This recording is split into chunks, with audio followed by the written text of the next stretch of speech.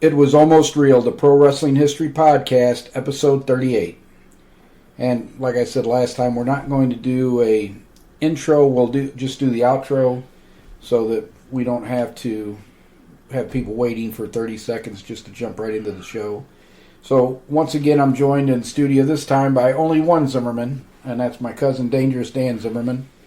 And for the main historical topic this week, we're going to continue the story of Stanislaus Zbyszko in the United States. And we will conclude that topic in the next podcast where we'll be joined by Caleb again. But Dan and I decided to knock out another episode because we wanted to review a match where we're going to break our rule a little bit and review a match from 1976 between Bruno Sammartino and Nikolai Volkov that unfortunately is only available on Peacock.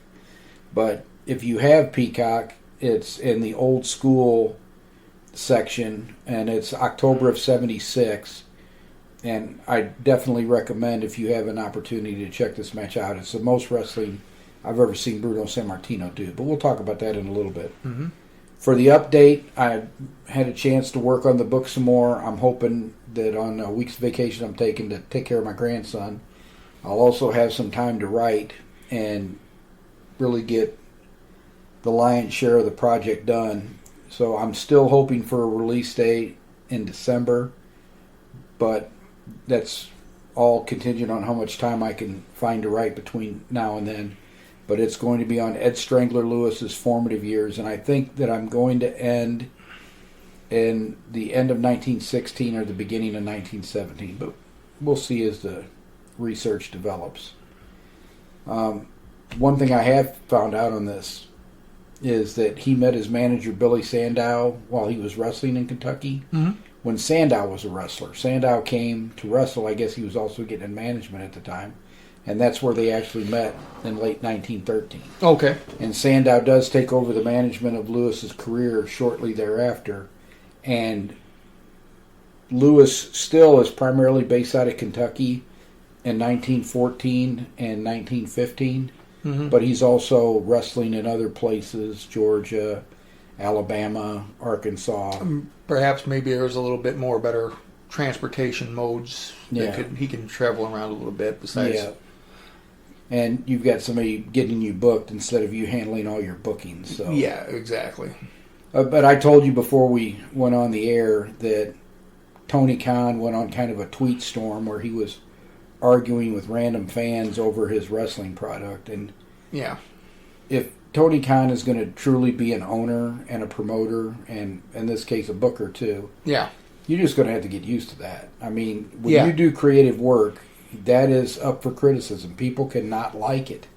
Plenty of people, no, not plenty of people, that's overblown. I've only had a few bad reviews, but people have thought that my books suck and have said so. You know, and I don't get upset with it. I don't write them reprisals or anything like that. Right. It's just, it's not for them. You know, either they don't like my writing style, they don't like the way that I research, which that's the one thing I think that I do very well is a dogged research. Well, I was going to say, you do very, very, very thorough research.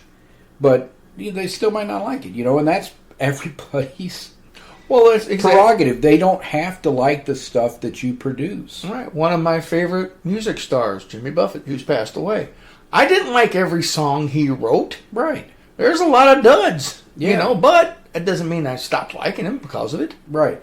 You know, it's... And Jimmy Buffett, if he was so sensitive he's going to quit writing music because somebody doesn't like it, then you're not going to ever do anything. Yeah. Because anytime you put yourself out there, people aren't going to like some of the stuff you do. Exactly. So you need to develop a thicker skin. Exactly. The one thing I will say, though, is there were some people referencing his mother's medical situation. And, you know, that's uncalled for. Yeah. When you're going to go out and say something about people, his creative work or the poor way he manages his company, that's free game. People can criticize that, have an opinion about that. Exactly. When someone's mother is having life-threatening medical issues going on, that is not... Be a human being. Yeah. You know, when somebody's going through who's the one person I cannot stand more than any other on this earth, and that's Stan Kroenke. Yeah. You know, he moved the Rams. He's a scumbag businessman who put money over loyalty to his home state. Mm-hmm. So, but I don't even wish, ill will on him. When if he passed away one day, it'll be like, oh well, see you later. But I don't wish it on him. And if his mother was sick, I would honestly say, I wish you and your family all the best, and I hope your mother recovers quickly. Exactly. Be a human being, for crying out loud. Exactly. I don't get why people... And the other thing is, with social media... Because they've got small minds, and they want to be, oh, look at me. And I'm going to call attention to myself. And the anonymity of the internet makes everybody a tough person. Mm-hmm. Let's see. If you would not say that to the person if they were standing right in front of you or sitting right in front of you, don't say it on social media. Right. There's nothing wrong with social media. Social media is a tool. Mm-hmm. It is how that tool is used which makes it good or bad. Exactly. And have a little decorum, for goodness sake. Be a human. Right. That's all we're asking. You don't. And if you want to say that his creative sucks, hey, that's fair game. Yeah, exactly. Because we say it all the time. Yeah, it does. And, although on the next show, we are going to review the match we should have reviewed last time. I thought that ladder match, because I just saw a blurb on YouTube a few weeks ago, I thought that was the match they were claiming was a classic. It was actually a match that they had that was not all gimmicked up with the ladders. Yes. And it did say instant classic. Yes, on it. Yeah, it was on TNT. So we are going to review that match. And I will already... give one little spoiler. I did enjoy that match a lot more than I enjoyed the ladder match. Oh, yes. Well, like you said, nowadays, these gimmick matches, as we call them, ladders, if I never see another ladder match, it'll be too soon. Exactly. And they these things used to be once a year, maybe twice, when you had Starrcade, the Great American Bash. There's going to be a bull rope match, or a chain match, or... God forbid a scaffold match. Those were even worse than the ladder matches. I know. But, now, the WWE and WWF at the time, it was a weekly occurrence. Yeah. It was like, we're going to have a TLC match. They have done these ladder matches to death. And you're right, WWE is really the one that did them to death. Mm-hmm. So now you don't want to really see them because you've seen it all. All they're going to do is an incredibly dangerous bump off the ladder. Yep. In that last match, thank goodness Buddy Matthews took all of that. Yeah. But they could have crippled little Julia Hart pushing her off the top of that. It would have. I mean, ridiculous ladder. She has no... I mean, she's a very slightly built girl. Yeah. And she I'd say 110 pounds, maybe. Maybe. And if she would have hit that table and Buddy hadn't been in the way, she would have been seriously injured. I was going to say lumbar injury or a cracked tailbone or something. Her head, maybe. Or her head, even, yeah. That table. Yeah.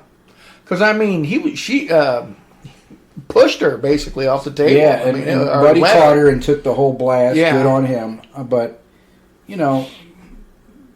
well, I made no secret. I did not like that ladder match at all. Right. But...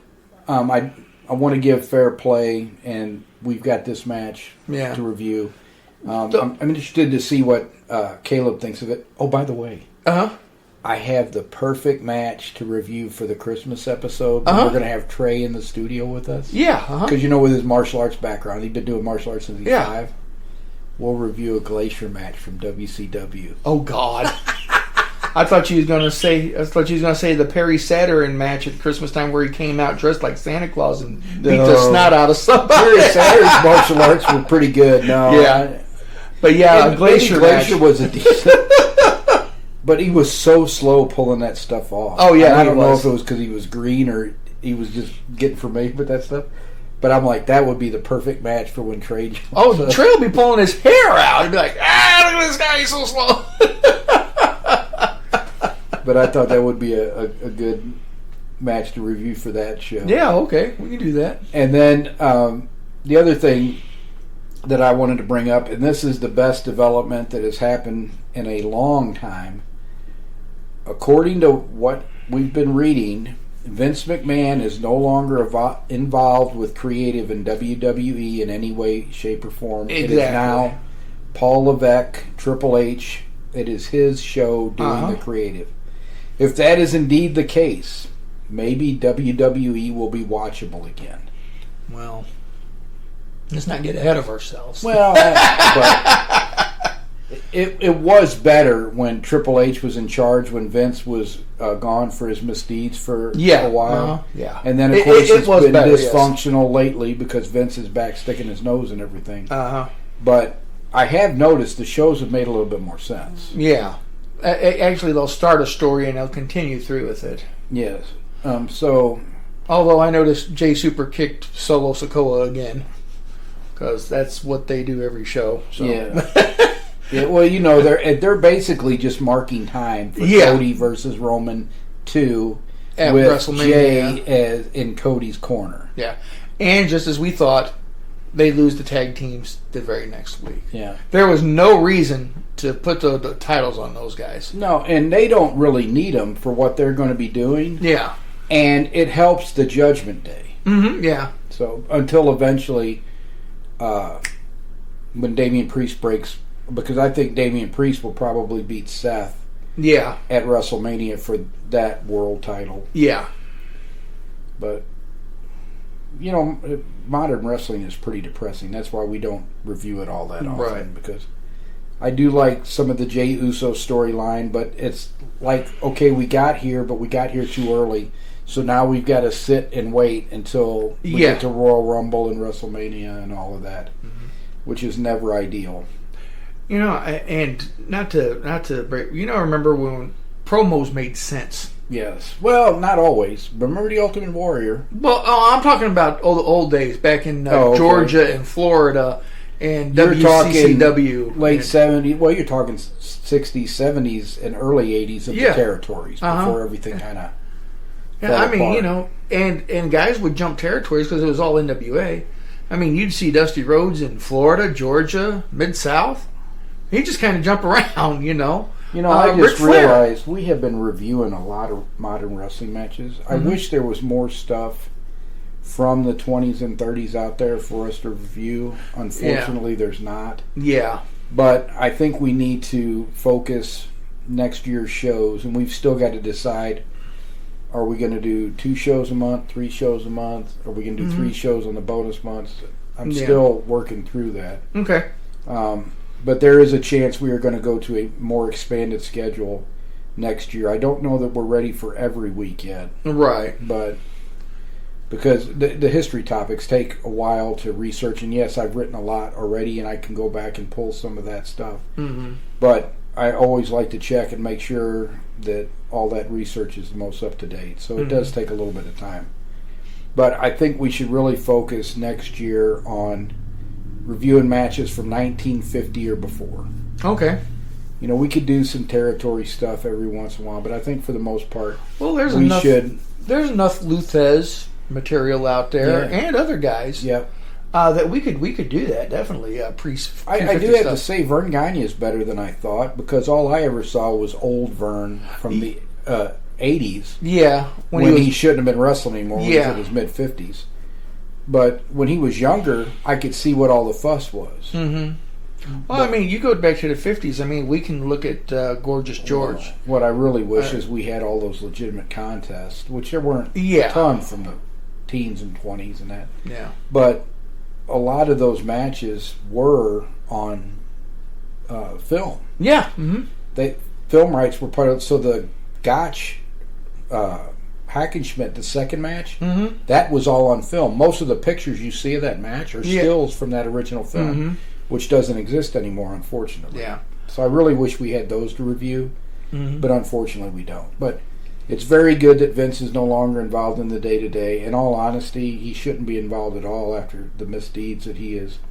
There's no place for that in this day and age, and women should not have to worry about going to work and being victimized by creepy old men. And that's the big thing there. That was but his second big misdeed was trying to pull off that jet black hair look with the mustache. He looked like a villain from like a 1920s silent film. Yes, like, ha ha ha, I'm going to tear her to the track. Yeah, Snidely Whipsnade. Yeah. I was like, good Lord, Vince, man, we knew. And who told him that was a good look? Probably his little piece of fluff he had with him. Because it made him look like a bigger creeper than, you know. Oh, my God, yes. Some of his misdeeds have made us think that he is. And I wonder when that Vince, I think, has a real challenge Mm-hmm. in admitting that he's getting older, which we all get older. And I've always said, age is just a number on your driver's license. People make themselves older than they need to before their time. Mm-hmm. But I think Vince really struggles with, he's not the guy that he was in his 40s and 50s, now that he's in his 70s. You know, he was Right. at WrestleMania, he took his shirt off. He looked fantastic for 76. Oh, yeah, he But did. he's 76. Yeah.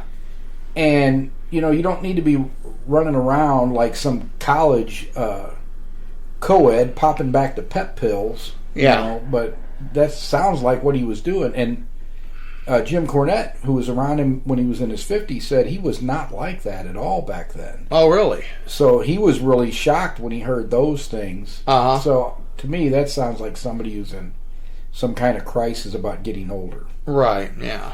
But regardless, you don't prey on people. You definitely don't prey on people that work for you, and No, you don't. that's pretty obnoxious. Any kind of sexual harassment is wrong. That's right. So, And if it was somebody in my family, you would be risking a visit.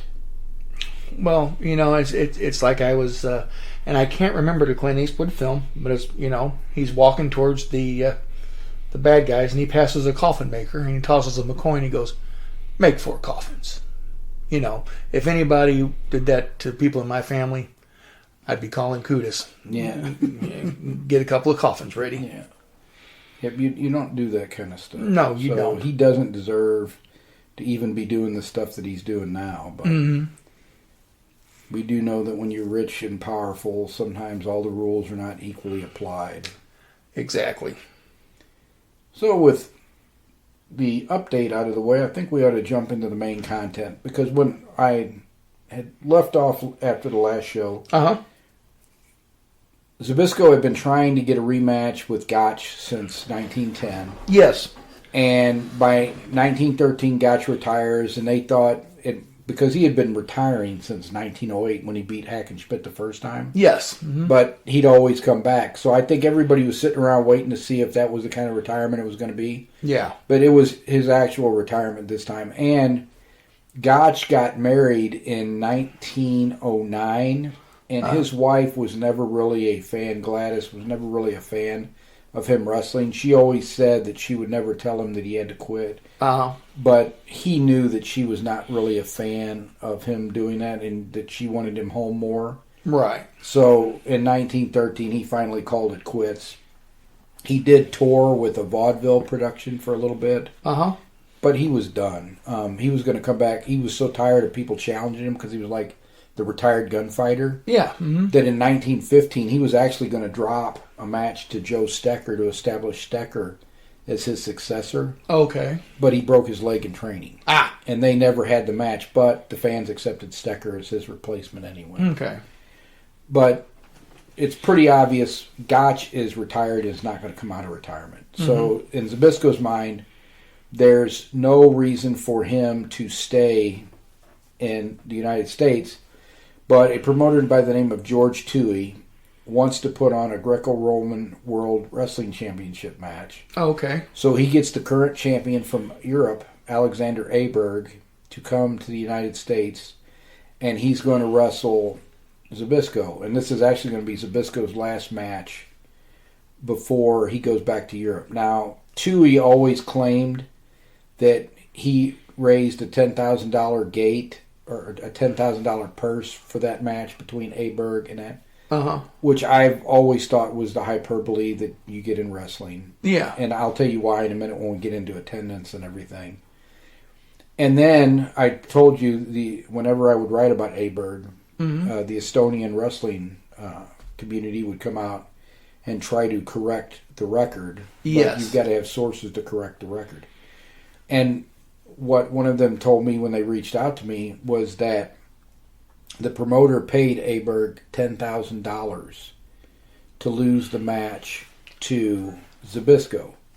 Which, think about that for a second. Mm-hmm. Toohey supposedly paid Zbyszko $10,000. Uh-huh. And he also, paid Aberg $10,000 to lose. And he also paid Zbyszko $10,000 to have the match because he had a $10,000 purse supposedly. Mm-hmm. So supposedly he's got $20,000 tied up in the purse of this match for a match that drew 5,000 fans, with the most expensive ticket being $1. Yeah. So even if all 5,000 fans paid $1, which they didn't, most of them would have been paying 25 and 50 cents. The only people paying $1 would have been people up close. Right. But if you just took, and we'll just do it for the simplicity of math, and say they all paid $1 to get in, that's a $5,000 gate. Right. And even with gambling, which was a big part of what the promoters and the wrestlers would get out of that, yeah, he's going to take a bath of about $10,000 at the very minimum. Probably so, because... And that's why I talk about the preposterous claims around professional wrestling. First of all, this was a contest. Well, that kind of money back then... Yes. Is just When ridiculous. you do the math calculator and everything, it's in like the 700,000s or something like that. So it's absolutely preposterous on the face of it. It's actually a $10,000 purse is preposterous as well. Yeah, exactly. They don't even make that these days. But he got a significant portion of the gate. Yeah. Which would have been a good payoff then. If you figure the gate was probably $3,000. Mm-hmm. Zbyszko got the majority of that. Aberg got a little bit, and the rest went to Tui. Yeah. Plus whatever gambling Tui could have worked, because he would have had his guys out working the crowd to bet. Both of those claims are absolutely preposterous, in my opinion. Yeah, they are. And nobody paid Aberg, and the match was a contest. Uh-huh. It took Zbyszko an hour and 2 minutes to pin Aberg the first time. Aberg was actually able to pin Zbyszko once, and then Zbyszko was furious because he felt Aberg pinned him on a fluke. Uh-huh. Came out and slammed him 4 times and pinned him in like 30 seconds. Jeez. Yeah. So Zbyszko had a bit of an anger problem, huh? Yeah, he did not like to lose, and he didn't lose very much, particularly when they were in contests. And then Zbyszko goes back to Europe immediately, which makes the story even more preposterous, because if Tui was going to pay anybody to lose, he would have paid Zbyszko, because Zbyszko's returning to Europe. Yes. While Aberg is staying in the United States. Right. Because Aberg will be a prominent member. And Aberg was a great wrestler, particularly in Greco-Roman wrestling. Uh-huh. He beat everybody in that 1915 international tournament. Most of those matches were shoots. Uh-huh. But it was a Greco-Roman wrestling competition. Right. And he beat everybody, including Stanislaus Zbyszko's younger brother, Vladek. Uh-huh. But he was not on the same level as Stanislaus Zbyszko, which there is no shame in that, because very few people were. As I told you, when he comes back in the 1920s, Ed Strangler Lewis, who was 11 years younger, and in his prime, said the only person I think that could beat me was the 40-something-year-old Stanislaus Zbyszko and his training partner. Zbyszko returns to Europe. When he gets to Europe, he joins the Polish army because they're fighting in World War I. Mm-hmm. At some point during this, he becomes a prisoner of war. And even after the end of the war and he's released, he cannot get back to the United States. Oh, okay. He's trying very hard, but he's not able to do it until in 1920. And I've got it. I went back and looked this up. Yeah. In early 1920, U.S. Senator J. Ham Lewis of Illinois was in Europe because one of his pet projects was the Polish Relief Fund. Mm-hmm. And he meets Stanislaus Zbyszko while he's over there, and Zbyszko tells him, yes, I wrestled, from 1909 to 1914 in the United States, and I've been wanting to get back, but I can't get a passport or a visa to return to the United States. And Senator Lewis says, well, if I help you get back there, would you do a few wrestling matches for the Polish Relief Fund? He said, well, absolutely, because he was working with the Polish Relief Fund. He goes, absolutely, I would do that. So Senator Lewis gets him the passport. Uh-huh. So he would have liked to return to the United States at the end of World War II, but he was still stuck in Europe for 2 more years. So in early 1920, he books passage on a ship and comes back, the Oscar II, and he comes back to the United States. When he arrives in the United States, he finds that professional wrestling has changed a lot since he's been gone. Number one, it's almost all work now, and it's dominated by a developing and strong promotional system. Jack Curley is based out of New York. Paul Bowser is in Boston.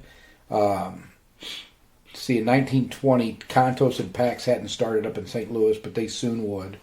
That's why I'm talking about it's developing. Because in the early 1920s, between Jack Curley and Billy Sandow, they started setting up promoters in all the big cities in the United States. So you really don't have territories yet, per se. No, you don't have territories. You have cities. Yeah. Big cities. And so as they're setting this up around Curley and Sandow and Bowser pretty much dominate professional wrestling in the early 20s. Okay. They control the world title, which at the time that he gets back to the United States is being contested by Joe Stecker and Earl Caddick. Earl Caddick was a military hero in World War I. He had been the world champion before he got inducted in the Army. They kind of wrestle around with an interim title for a year or two, and then when he gets back, he has a rematch with Stecker, who he beat for the title in 1917. Okay. And he loses to Stecker, and soon after that, he retires and goes into business. Real business. Yeah. And Stecker holds the title to December 1920, when he loses it to Ed Strangler Lewis. Okay. And the story around that match is that it was supposed to be a work, but Lewis thought Stecker wasn't going to go along with it, so he basically told him, we can do it the easy way or the hard way. Reading the details of that match, that match was clearly worked. If there was any kind of conversation about that, it happened before the match. I got you. And they agreed, no, we're going to wrestle. Yeah. And Lewis wins the title in December 1920. Zbyszko had been wrestling for a few months at that point, and people were really impressed with him. He was actually 40 in 1920, and he was 41 in 1921. But they billed him like he was 45 or 46, and he looked older. He looked significantly changed from his first tour of the United States to when he came back to the United States in 1920s. He looked like an old man. Oh, okay. I think it was the time in the prisoner of The war army camp. and the prisoner of war camp and the army and all that, yeah. He had aged considerably, and he did look like an old man. So they could get away with billing or saying he was 45 or 46 because he looked like he could be in his mid-40s. Right. In April of 1921, he wins a worked match with Ed Strangler Lewis.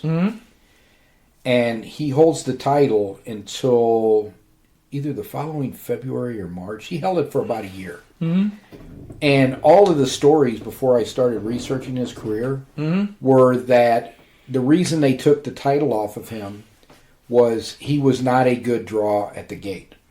Like they used to say that about Dick Hutton. Yeah. With Dick Hutton, it was true. Yeah. Stanislaus Zbyszko, it was not true. Huh. He routinely drew 10 to 15,000 people to his matches, particularly if he was in Kansas City or New York or, somewhere where they knew him. Right. He drew big crowds. It was not a money issue. The promoters were controlling the title at the time, and they knew with Lewis or Zbyszko holding it, it was in good hands. They only worried when they put the championship on a performer who couldn't actually wrestle, and that was always done out of greed. They thought that performer could draw big money, which is why they would risk putting it on somebody who any wrestler could shoot on and go into business for himself. Gotcha. Which is going to figure in big time in when we conclude Stanislaus Zbyszko's career. Oh, okay. In the next episode. But right now, he's been the world champion, and he loses the match to Lewis in February or March, and it was just because Curley and Sandow wanted to put the title back on Lewis. And I think one of the reasons, so I was shocked. Lewis held the belt less than 6 months in his first title reign, which I thought was very unusual. But they had put so much heat on the headlock, which is not even a legitimate wrestling move for the most part. It's a terrible move in grappling because you're putting somebody on your back and you're exposing yourself to a very vulnerable position. Right. But they had got it over so big that commissions were starting to legit ban it. Oh, wow. You know, they did a promotional tactic in New York. The New York Commission didn't ban it. Uh-huh. But the promoters banned it, you know, air quotes, to protect the other wrestlers. Well, other commissions picked up on that and started to ban it for real. Oh, wow. So to take some of the heat off of the headlock, Lewis dropped the title to Zbyszko, and then he wrestled, you know, building himself up as a contender for another year. Yeah. And took some of the heat off the headlock, used a few other moves in that. And when Zbyszko drops the belt back to Lewis, Lewis is going to hold that championship almost uninterrupted for the next 3 years. Okay. And Zbyszko is still a member. Well, I'm getting a little bit ahead of myself. When Zbyszko when he won the title from Lewis, and then when he dropped the title to Lewis, when he beat Lewis for the title, there was no Goldust Trio. Right. The Goldust Trio was Sandow, Lewis, and then Joseph Toots Mott, who was Sandow's promotional partner and Lewis's training partner. Right. In early 1922, when he drops the title back to Lewis, the Goldust Trio is in its infancy. Toots Mott has just come from Farmer Burns to work with Lewis and Sandow, and their way of promoting is just starting to get off the ground. It won't come into full effect until the 30s and the 40s. Okay. But the Goldust Trio is becoming a thing about the time that Zbyszko loses the title to Lewis. Okay. And so over the next couple of years, Lewis freezes 2 wrestlers out, which causes a lot of problems. He freezes Joe Stecker out of the title picture because he does not like Joe Stecker. Oh, okay. And there's no reason for his like of Stecker other than professional rivalry. The two of them were the rivals as Gotcha's successor and as the greatest American professional wrestler at the time. And Lewis eventually surpasses Stecker. Okay. And Lewis does not like Joe Stecker. But although, go ahead. Oh, Gotch is the one that set up Stecker. Gotch was going to lose to Stecker to set him up. This is before Lewis was Ed Strangler Lewis. Oh, okay. He was still becoming Ed Strangler Lewis in the mid-teens. Okay, and he Stecker doesn't like was Stecker. already established. And he doesn't like Stecker was Stecker. 3 years younger. Yeah, Lewis does not like Stecker because they were rivals. They had 3 legitimate contests in the 19-teens, 1915, 16, 17, where they drew the first 2. And the last one, Lewis finally won. And Lewis kind of surpassed Stecker and never looked back. Oh, okay. But they were the deadliest dull matches in the history of wrestling. Gotcha. They were so evenly matched. But if Lewis doesn't like Stecker, he absolutely hates Vladek Zbyszko.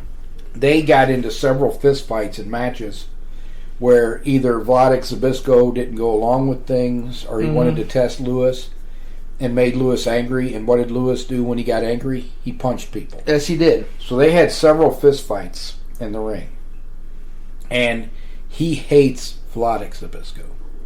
And Vladek Zbyszko was Jack Curley, the New York promoter's biggest star at the time. Oh, okay. So he wasn't even wrestling with Stanislaus then? No, he was still wrestling Stanislaus. He never had any issues with Stanislaus. No, I'm talking about they weren't like a tag team or anything. No, Him and his there was brother, no tag teams at that time. Okay. Yeah, no tag teams don't come into being for a while.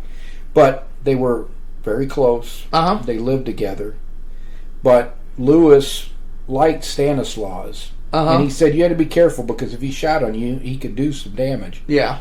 And he said he had to tell if he was thinking about shooting on you, he'd start breathing heavy. And Lewis would do something to Stanislaus to remind him, "Hey, I'm Ed Lewis. Yeah. Do you really want to do this?" But they still got on fine. Yeah. He never got into a punch up with Stanislaus. Yeah. And Stanislaus maintained good relations with the Goldust Trio. Oh, okay. But Vladek and Lewis couldn't stand each other. Lewis hated his guts. Oh, okay. So Lewis would not let him have a title match, even though Vladik was the biggest star in New York City, which also made Jack Curley very angry. Yeah. Because Curley wanted to have, even if he didn't win the title, he wanted Vladik Zbyszko at least to get a couple matches with Lewis in New York. Okay. Because he thought they would be huge matches because Vladik was so big in New York. Yeah. And it would make everybody a lot of money. But that's why Lewis wouldn't let Zbyszko have the match. He didn't want to make Zbyszko a lot of money. Right. Because he couldn't stand him. So that created a lot of professional resentment. And would lead up to the events of 1925, which we'll talk about in the next episode. Okay. The other thing that was happening was while Lewis was ticking off Stecker and Zbyszko, his promotional partners were making everybody else mad. Because Mott created this scheme where they would book their wrestlers like a vaudeville show. So he created the package wrestling show, which everybody sees today. Oh, with the 5 to 7 matches. Yeah. Now there may have been fewer matches at times, depending on where they were. If they were in Kansas City, they might have a 4-match card. Mm-hmm. Or New York, they might have a 4 or 5-match card. If they were in Springfield, Missouri, you might have a 2-match card. I gotcha. Depending on the size of the town. But they insisted that their wrestlers were the ones that were booked. Yeah. So, if Stanislaus Zbyszko was with the Gold, which he was, when they came to New York, Vladik Zbyszko, who was established, because New York had an established wrestling promotion, they had their own wrestlers. When the Gold Dust Trios brought their champion in, nobody that was normally Jack Curley's wrestlers were on that card. It would only be Gold Dust Trio backed wrestlers. It'd be two Smots or whoever. Yeah, and they got a percentage of the booking. They got a percentage of the house for doing that. And so they would book their wrestlers. So if you had a 4-match card in New York, it would be maybe Stanislaus Zbyszko and Lewis on top, or maybe Mont and Lewis wrestling. Mm-hmm. And then the 2 or 3 matches on the undercard would all be their guys. The New York wrestlers would not be on that card. Right. So the wrestlers are ticked off because they're losing a payday because they're off of a card. Well, yeah, absolutely. I would be too. And the promoters are ticked off because if you don't have an established circuit and established stars, you don't care. No. But if you have an established circuit and established stars, you're very much caring about that. Well, that didn't last very long before they still did the same thing. Mm-hmm. But they would let the champion wrestle the top wrestler in that area unless your name was Vladik Zbyszko. Gotcha. Or Joe Stecker. So when basically they was getting froze out. Yeah. So when they would go to Wichita, which was a promotion that Billy Sandow helped that promoter set up, who was their top wrestler in the 20s? It was not Browning yet. Jim Browning would come out of Kansas. Mm-hmm. Oh, I'm picturing him. He's a big raw bone guy from Kansas, but he would wrestle Lewis. Maybe I can find him here in a minute. Okay. He would wrestle Lewis in the world title, but then the whole rest of the card would be filled out by the Gold Dust Trio wrestlers. Yeah. So instead of no wrestlers, you get your top star on the card with the Gold Dust wrestlers, but the rest of your wrestlers. So there's still a lot of resentment being created. Okay. And this will all lead to the events of 1925, which we're going to talk about in the next episode. So I wanted to end this with a story that, again, is one of these things that I just consider fanciful promotion. Mm-hmm. And there's nobody around to correct the tale. But this was what Stanislaus Zbyszko talked to with the newspaper reporters when he came back to the United States in early 1920. Mm-hmm. And it changed a little bit over the years. But basically, in March of 1920, he gives a story to the El Paso Herald about a life-threatening situation he faced in Russia. And he attributed this to his bitter rival, Alex Aberg. All right? Now, before I get into the story, let me tell you, I don't believe it at all. And Aberg was not around to contradict it because he had died in February of 1920. This story comes out the first time in the newspapers in March 1920 after it's already been announced that Aberg's passed. Yeah. So number one, we've only got Stanislaus Zbyszko's story because Aberg's not around to contradict any of this. Right. But according to Zbyszko, when he was in Europe, he was looking to get a wrestling match because his unit had been disbanded. Yeah. And the Russian army arrested Zbyszko because Aberg had told them he was an Austrian spy. Because Aberg didn't want to wrestle Zbyszko. Oh. So Zbyszko begged the soldiers to allow him to wrestle. They agreed, but they told him he would be shot if he didn't defeat Aberg. Right. So Zbyszko wrestled Aberg very carefully, and after 2 hours and 9 minutes, he threw Aberg for the defeat. Wow. And there had been a lot of, well, if you believe this, there had been a lot of gambling on this. So Zbyszko scooped up the money and threw thousands of rubles in the air above the soldiers who were startled. So they start scrambling for the money, and Zbyszko escapes. Ah. And then he would later become a prisoner of war. As I said, we don't have any other buddy to contradict this because Aberg's gone, but Zbyszko contradicts himself. And 2 years later, he gives a story, this time to the Washington Herald, but it's changed. He said that originally he and Aberg teamed up and were going to wrestle in Europe, but Aberg owed him 600 rubles and refused to pay Zbyszko. That led to a disagreement, and Aberg again had Zbyszko arrested as an Austrian spy. This time the contest had lasted 9 hours and 43 minutes. Yeah. And ended with Zbyszko pitting Aberg. He again threw the money in the air, but he didn't make his escape. The soldiers just decided to let him go. And then Zbyszko wandered around Russia until the armistice was signed. He would then return to Poland in poor health due to poor nutrition. However, none of this accounts how he did all of this while he was supposed to be in a prisoner of war camp at the same time. Because the timeline, as in many wrestling stories, doesn't really match up.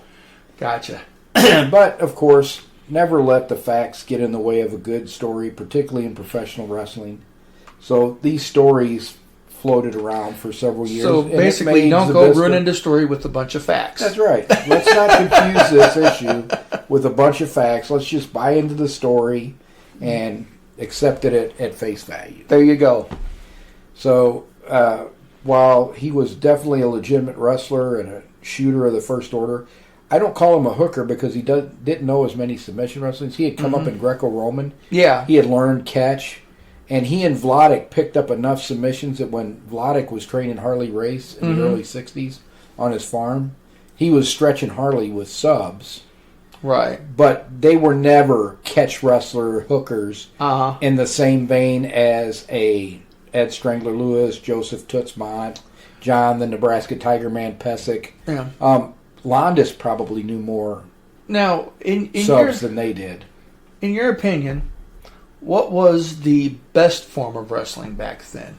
Catch. If you were alive, you'd rather watch a catch match than, say, a Greco-Roman. Oh, yeah. Or it would be more exciting to watch. But if I was to learn a style of wrestling, it's just like the difference between learning judo and jiu-jitsu. In judo, you're going to be very hard to take off your feet. In Greco-Roman wrestling, you're going to be very hard to take off your feet, which is where most hooks, submissions occur. They occur on the ground. Right. Most of them. There are a few standing ones.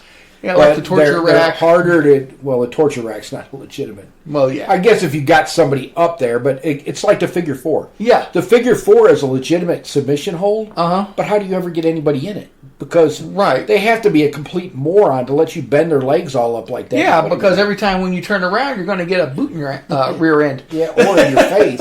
Yeah. Hopefully. Right. As soon as you start to do that whine, they kick you in the face. Hopefully. Yeah. But yeah, as you turn around, they push you off with their foot. They would work, but how do you get somebody in those? Yeah, exactly. And the reason standing hooks are so difficult, standing submissions, is you have no control of the body. Yeah. Okay, so we've got football running in the background as we're taping the episode, and Greg Olson looks like he went to a homeless shelter and got a jacket today. Oh, but back to the original program. But That's hideous. Yeah. It's just hard to control somebody for a standing hook because it's hard to control their body. I can do a standing, it's called a head and arm choke. Most of the time it's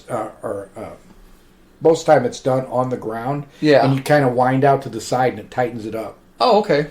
But I can do it standing. Yeah. Because I've got enough of a squeeze that I can get up underneath usually to use their own shoulder as the other choke point against my forearm. I've choked a lot of people out with that standing arm triangle, but it's not easy. Yeah. And if they're able to shift their upper body just a little bit, they can take the pressure off if they know what they're doing. That's why standing hooks are so hard. Okay.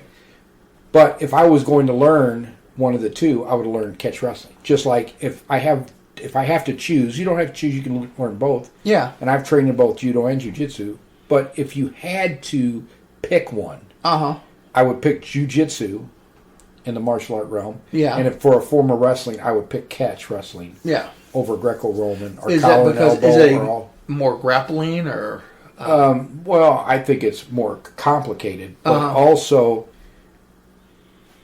So I don't know how many people I arrested over my career, but I never hurt anybody because I just tied them up in a knot. Right.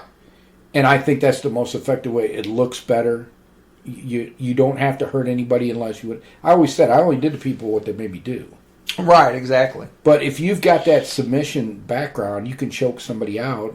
Unfortunately, you can dislocate an arm or a leg. You don't really want to do that if you can avoid it. Right. But because you can take their consciousness away and then let go, that's what kills somebody. When you hold on chokes, that's what's dangerous. Yeah. When they start to go out, you let go and then you mount them and keep them in a tight position.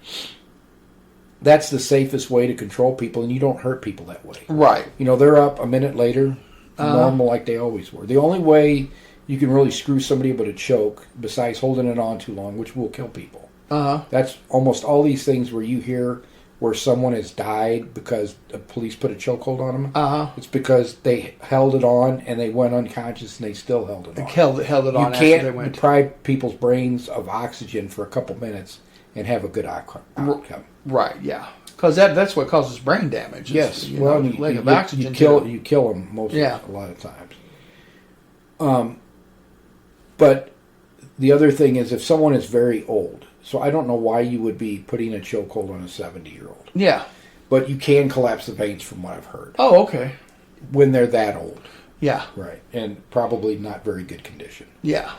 But yes, so if I had to choose between a style, I would learn catch just like I would. If I had to pick. Yeah. You can only do jiu-jitsu or you can only do judo, I'll take jiu-jitsu. Okay. So, speaking of actual wrestling, we saw a wrestling match. So now, full confession. I never saw Bruno Sammartino wrestle until the 1980s when he was in his 50s in WWE. Right. I saw some of his old matches from the 70s, and I saw Bruno as a punch and kick guy. Yeah. And I never understood why he was so highly regarded until...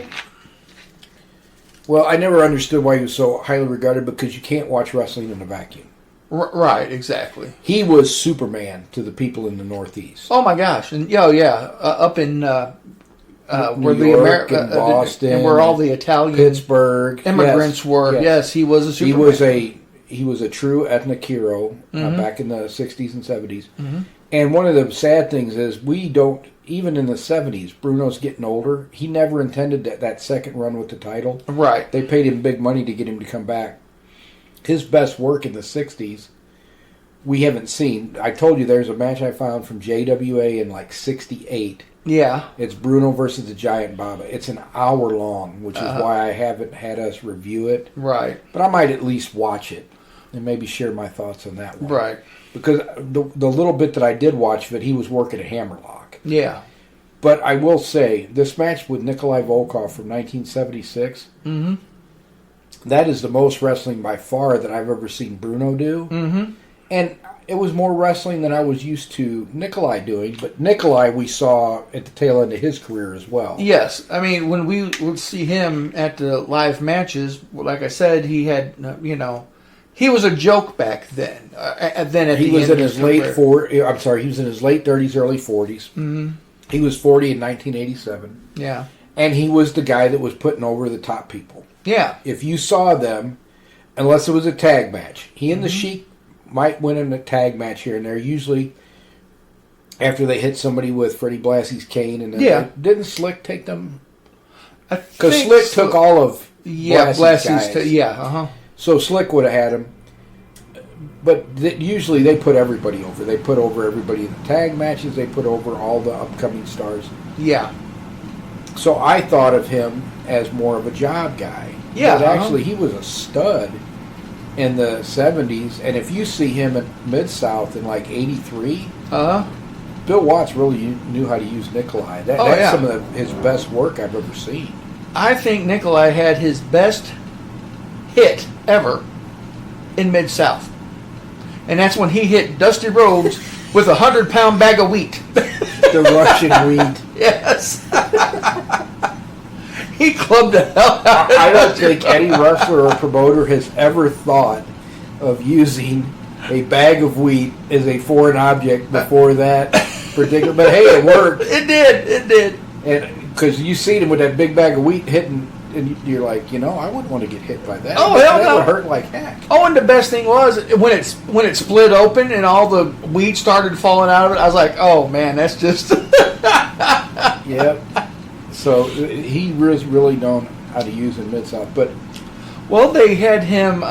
Basically, he was the catalyst to Barry what was his name? Darso. He became Crusher Khrushchev. And then later Smash and Demolition. Yeah, and then, but I mean, he defected to Nikolai Volkov. Volkov was giving him all kinds of praise, giving him gifts and everything, and convinced, kayfabe convinced him to come over to the Russian side. Yeah. So I mean, yeah, they basically had him recruiting guys and everything else.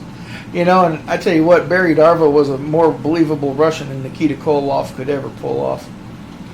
Yeah, and the funny thing is, Nikita stayed in character all the time. I know he did. And that was the same thing. And I know we're getting a little off topic here, but they said... Don't we always get a little off topic? When Kamala was in Memphis, they said if you saw him in Memphis, he wouldn't talk. Keeping up that whole kayfabe that, he was a savage and didn't know how to talk, basically. Right. I was like, man, that'd be tough to go through part of your life not being able to talk to anybody, out on the... He was kind of a funny guy. I listened to him on... I'm trying to remember who... He got interviewed on one of the wrestling podcasts, because originally he was James Sugar Bear Harris. Yeah. And then Jerry Lawler's like, did anybody see you come in? He goes, no, come back here on Tuesday. I think they shot those vignettes in Jerry Jarrett's backyard. Oh, did they? Yeah, I think so. Because Jarrett was... Yeah, Jarrett had a big house in Memphis. He was working for Nashville, but I thought he had a big house in Memphis too. They shot those in Jarrett's backyard. But yeah, I'm trying to remember what show. Maybe he was on Jim Ross before Ross started doing the new podcast. But yeah, they interviewed him, and he's a pretty funny guy. I got to be honest. I was kind of surprised that he was as funny as he was. But yeah, and he had some interesting stories to tell. Unfortunately. He's now the late James Sugar Bear Harris, but he had complications. Isn't that the story of almost all the wrestlers we watched when we were kids? There's very few that are still around. I know that he was having complications with diabetes. That's what killed him. I mean, he had lost both legs. Yeah, because he was wheelchair bound and he had lost both legs already from it. He was, he was never one of my favorite wrestlers or anything, but you know who he was. And watching, but listening to him, he really got disrespected by the WWE and WWF. He would have these, he was main eventing with Hogan, but the pay was so... It was not commensurate with what a lot of other people were getting. Mm-hmm. And Kamala was a huge star in the 80s. You cannot... That gimmick got over. Oh, yeah, it did. People, I think, thought he was a real cannibal or something at some points. Yeah. Well, I tell you what, I always liked it when he would wrestle barefoot and somebody'd stomp on his toes and he'd Which does hurt at MMA. Oh, yeah. They will do foot stomps to try to get out of stuff. Oh, do they? Yeah, well, because the first one they saw do it with Marco Ruas in some of the early UFCs, and this big guy, and unfortunately he's a late Paul Varlins too. He passed away during the COVID pandemic from COVID in his early 50s. He was in his early 50s. Mm-hmm. And he had Ruas up against the fence and just basically holding on because he knew if he let Ruas go, Ruas would tune him up. So he just pushed him against the fence and was holding there, and Ruas started stomping his foot, and that's how he got the guy to kind of let up. Yeah. Because he got his bare foot, he just started stomping them feet. And it definitely, because you got such small little bones on the top of your foot. All those little metatarsals. And, yeah, that hurts like heck. Oh, I bet. And, I don't think I'd want it. I drop every once in a while, I'll do the battle ropes or something. And those ends are taped, and I won't be paying attention. I'll drop the battle rope, and it'll hit the top of my foot. You sting a little bit. I'm doing it to myself. It's ridiculous. Yeah. So that's a very sensitive part of the foot. But getting back to Volkov. Any other thoughts about that match? I tell you what, I really like Bruno Sammartino's hair. he when he got the permanent in the 70s. Yeah. I think everybody had. We were talking about at one of the family dinners we have here. Sometimes, folks, we were talking about my grandma and aunt. Both of them are departed now, but they had the same fro or the same perms back in the 1970s. Yeah. Looked like my grandma always wanted to get her permanent every 4 weeks. I think it was. It was something like that. But I'm talking about Grandma Ellis. Oh, yeah. So both Grandma Zimmerman, Grandma Ellis, and Aunt Bernice all had perms. Her perms back then. I said, I guess that was the thing back then, too, Yeah. At one point, one of our cousins had a perm. And poor thing, she looked like Henry Fonda. I was like, now that's not a good look. Yeah. But anyway, so I digress. But the San Martino and Volkov match, like you said, it was more scientific than I expected. It goes to show that these guys do know their technical wrestling, and they can do more than punch and stomp. But like Bruno said, it was easier to punch and stomp because it was usually in revenge when a heel attacked him and he was getting even. Yeah. Now Volkov, I don't know why he didn't, unless he was just so big and could intimidate people, and he was just, like that. But anyway, so I'll stop now. I thought it was a really good match. It was a very good match. If you have Peacock, it's well worth checking out. Yeah. Well, I think we've wore all the topics out. I didn't want to lead with this, but I kind of want to end with it. So, my ex-brother-in-law, who's like a brother to me, unfortunately had a devastating stroke a week ago, and he's only has a few days left. So, bye, brother. I'll see you on the other side. You will be missed, sir.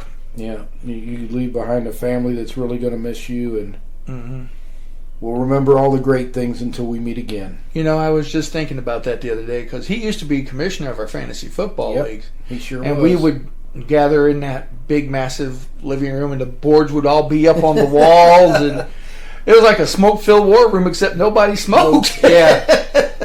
But yeah, we had a lot of good drafts there. We did. Good golf games, and talked a lot of football through the years because that was all our sport. So. Yep.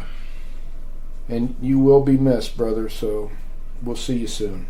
Well, we're hoping not to see you that soon, but... Right.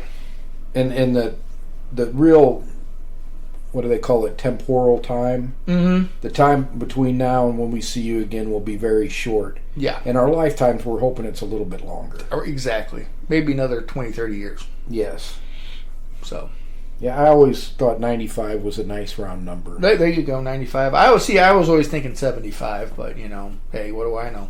Well, I've done all this working out. I'd like to see it pay off to do something. Yeah. My father, who's been, it'll be 20 years this December, But he did. He made it to 74.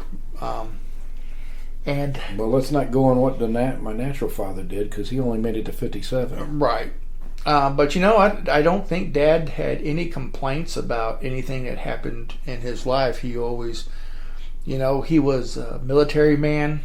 He spent 35 years and employed to the city, had a wife, 2 kids, always had food on the table. I don't think there's much that a man can ask for out of life. So yeah, I don't think he had any regrets. No, except when it was let us watch wrestling and he couldn't watch his westerns. Yeah, and then there was regrets that we usually heard about. Yeah, in great detail. So yeah, I mean, I've been thinking about Dad quite a bit, because it's getting ready to be when this episode comes out, it'll be past the 15th anniversary of his passing. And I've said football was in my top 20 when he was alive. Mm-hmm. I'm sorry, was in my top 5 when Dad was alive. Yeah. Now it's in my top 20. Yeah.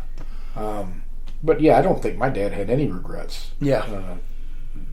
None that he ever stated to me. Right. He lived quite the life before he married my mother. Mm-hmm. And then after he married my mother, he said he was very happy and was very happy with his life. But yeah, whenever he'd give me advice, because Dad never liked things to be too serious. So he'd give me good advice about something, which most of the time I never listened to my own detriment. But he'd tell me that, and then he'd say, well, you're the only son I'll ever have that I know of. Yeah. And with Dad, we don't want to do the you got to spit in the cup thing. I told my older sisters, you don't want to do that. We might find out we got more brothers and sisters running around out there. Yeah. No, because his buddies told me, my dad was a ladies' man. Mm-hmm. I never was. I had to have feelings for somebody. Yeah. So I was never much of a ladies' man, I have to admit. But my dad was. Mm-hmm. And all his friends said, growing up, they're like, we want to be Ernie. We want to be your dad. He had all the women. Yeah. And when he met my mom, let's be honest, he was 48 when he met my mom and 49 when they got married. Yeah. So he was getting older, but he was 49. My mom was 36. Uh-huh. And he marries a woman with 3 children, 12, 9, and 6. Mm-hmm. And from that point on, he was our dad. Yeah. And his buddies would tell me when we go to the tavern picnic, I'd help the guys barbecue. Mm-hmm. And Cato and all of them would tell me, they're like, your dad had all the women, and then he meets your mom, and he tells us he's getting married, and he becomes a settled-down family man. Mm-hmm. He said, and when we talk to him about that, he always tells us the same thing. Guys, I'm happy with my life. Yeah. Mm-hmm. And I think that's, regardless if you live a long life or a short life, just being happy, I think, is one of the keys. Yeah. Well, Dad lived to be 76, and he always thought he would die in his 50s. So when he had that heart attack, he thought, I'm going to be like my dad, I'm going to die in my 50s. And Mom changed his diet to where we ate so much chicken and turkey, I thought we were going to sprout feathers. So he didn't have a heart attack from 1986 until 2008. And when they were talking to the doctors, the doctors said, have you ever had a heart attack before? And he said, yes, in 1986. And they looked at him and they said, you haven't had one since? And he's like, no. They said, we have never heard of anybody going 22 years before heart attacks. Right. And they said, well, the wife completely changed my diet, and she's super strict on what she lets me have. Yeah. Which she was. Yeah. So I tell you what, the only thing that I wish is you would have scavenged Ernie's chili recipe. I do too. I'm kicking myself to this day that I didn't get Dad's chili recipe. Well, we quit eating it, right after he had the heart attack, because me and him were the only ones that could eat it. It was so hot. Right. But I have kicked myself ever since that I didn't think about that, and I didn't get his chili recipe. Yeah, because I really wish I would have enjoyed. I only had one bowl that one time. It was over there, and he's like, "Here's some chili." And I was like, "Ooh." Yeah, because that I like hot food, so curl your eyebrows. Yeah. I was like, man, I'd like to have a recipe for that now. I still kind of... Because now chili is so mundane and plain, it's not, Yeah, his was super spicy. Yeah. But, yeah. And I don't know if that is the region that his family was from, or... Yeah, I don't know. I I never thought to ask Dad, did he get it from his dad Mm-hmm. or what? I mean, there is so much on the Diaz side. Yeah. I really wish that I knew. Mm-hmm. We don't know why Joseph came to Missouri from Mexico. Oh, okay. It was right in the middle of the Mexican Revolution, Uh-huh. and he was 23, so him and his brother came. Uh-huh. It definitely could have been because of that, because in those days, the federales would just come in and say, okay, you're conscripted into the army. Yeah. And then you go fight a battle. So say you fought a battle with the Southern Army, Zapata's group, Mm-hmm. or you fought a battle with Pancho Villa in the north. Mm-hmm. If the Federals lost that, they would capture all the soldiers. Yeah. And you have one of two choices. You could be shot, Mm-hmm. or you could now be a member of the Army of the North. Uh-huh. So, so you'd have these poor soldiers that get shanghaied in the first place. Yeah. Mm-hmm. And now they're going to have to go serve in another army. And so a lot of guys in that age, it was a good idea for them to get out. So, but I don't know if that's because he never told Dad, and I expected if he would have told anybody, he would have told Dad. Yeah. And because Dad was the baby. And Joseph was 38 when Dad was born. Oh, okay. And I think Dad spent more time with him than a lot of the kids did because he was working so much when they were kids.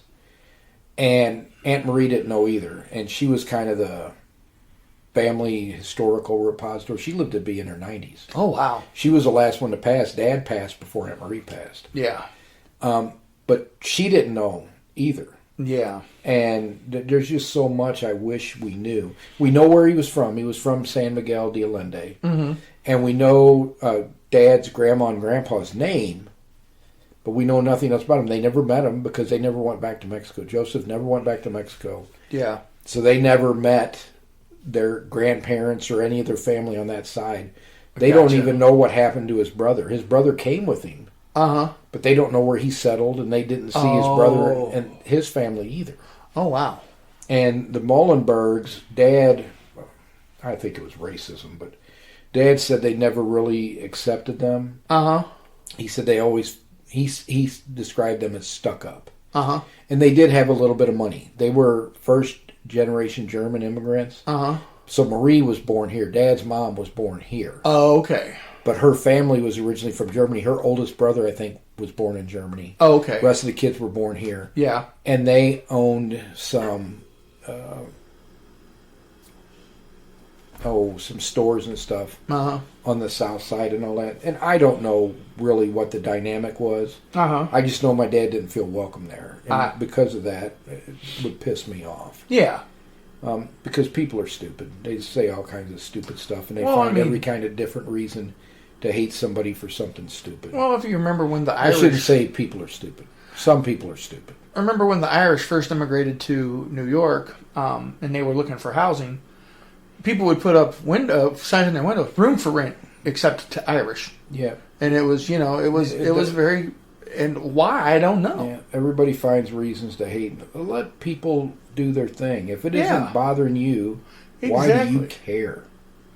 I've never understood why people, and I'm sorry.